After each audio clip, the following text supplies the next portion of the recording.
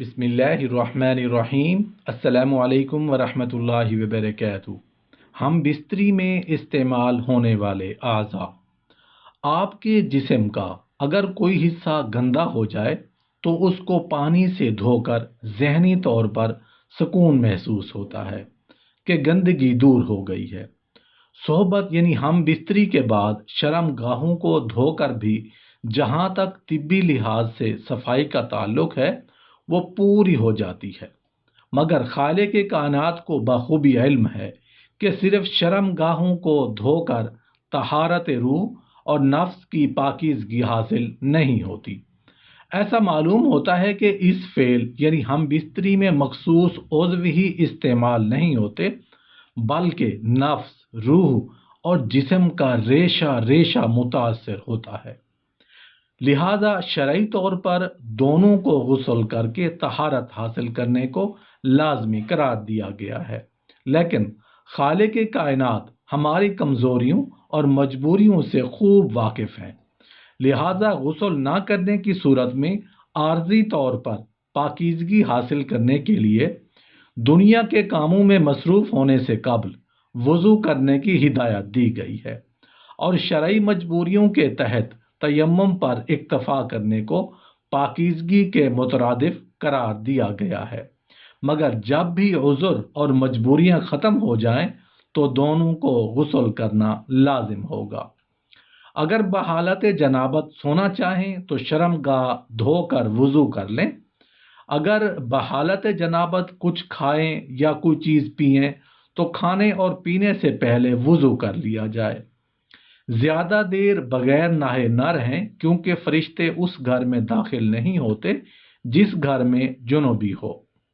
بحالت جنابت نہ تو قرآن شریف کی تلاوت کریں اور نہ قرآن مجید کو ہاتھ لگائیں، نہ مسجد میں داخل ہو سکتے ہیں۔ رمضان کے مہینے میں اگر بحالت جنابت ناپاکی صبح صادق ہو جائے تو کوئی حرج نہیں، نہا کر روزہ رکھ لیں۔ صحیح بخاری کی یہ حدیث ہے جو آپ کے ساتھ شیئر کی ہے، یعنی وقت اتنا تنگ ہو کہ غسل کرنے کا وقت نہ ہو تو وضو کر کے سحری کریں اور روزہ کی نیت کر لیں، اور صبح صادق ہو جانے کے بعد فوراً غسل کر لیا جائے۔ حالت جنابت میں اگر کسی نے فوری ملاقات کرنی ہو اور نہانے میں دیر لگے تو وضو کر کے ملاقات کی جا سکتی ہے۔ اگر پانی نہ ہو اور نماز کا وقت نکلنے کا اندیشہ ہو تو تیمم کر لیں اور نماز ادا کریں، نماز کو فوت نہ ہونے دیں۔ اگر سخت سردی کے باعث نہانے میں خطرہ ہو تو شرم گاہ اور جو پردہ کی چیزیں ہیں ان کو گندگی جہاں لگی ہو دھو لیں، پھر بجائے غسل کے تیمم کریں، پھر وضو کر کے نماز پڑھ لیں۔ یہ اس وقت ہے جب بہت زیادہ مجبوری ہو، یعنی جو لوگ مریض ہوتے ہیں یا بہت کمزور ہوتے ہیں۔ جس لباس کو پہن کر ہم بستری یا صحبت کی ہو اس کو پہن کر نماز بھی پڑھ سکتے ہیں، بشرطے کہ وہ اس کو کہیں نجاست نہ لگی ہوئی ہو۔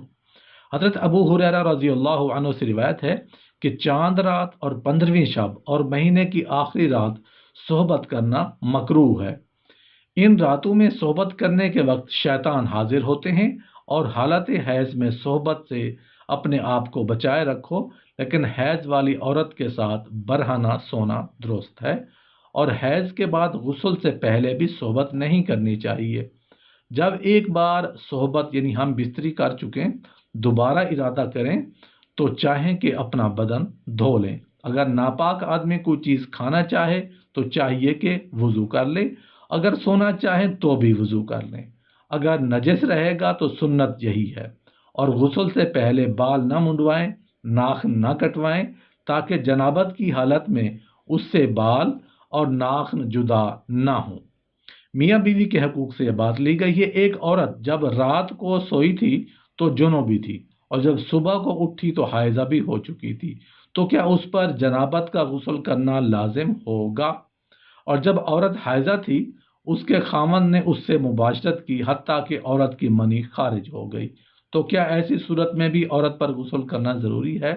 اور کیا حائضہ عورت کے لیے قرآن کو چھونا جائز ہے؟ بعض اہل علم نے حائضہ عورت کو غلاف کے ساتھ قرآن کو چھونے کی اجازت دی ہے۔ ابن حزم رحمۃ اللہ علیہ کے مطابق عورت کے لیے غلاف کے ساتھ اور اس کے بغیر قرآن کے چھونے کو جائز قرار دیتے ہیں، لیکن ان اہل علم نے جنابت کی حالت میں غلاف کے ساتھ بھی قرآن مجید کو چھونے سے منع کیا ہے، کیونکہ جنوبی آدمی تو جنابت کے ازالے کی طاقت رکھتے ہیں، جبکہ حائضہ عورت اس کے ازالے کی طاقت نہیں رکھتی۔ جب ایک عورت میں حیض اور جنابت جمع ہو جائیں تو امام مالک رحمۃ اللہ علیہ اور ان شوافع کے نزدیک وہ غسل جنابت کے بغیر غلاف کے ساتھ بھی قرآن کو نہیں چھو سکتی۔ اس کے لیے حیض کی حالت میں جنابت کا غسل کرنا جائز ہے اور اس غسل سے اس کی جنابت کا ازالہ ہو جائے گا۔ ویسے اس پر غسل کرنا واجب نہیں، سوائے اس کے کہ وہ حیض کی حالت میں قرآن کی تلاوت کا ارادہ رکھتی ہو، تو اس پر جنابت کے ازالے کی نیت سے غسل کرنا واجب ہے۔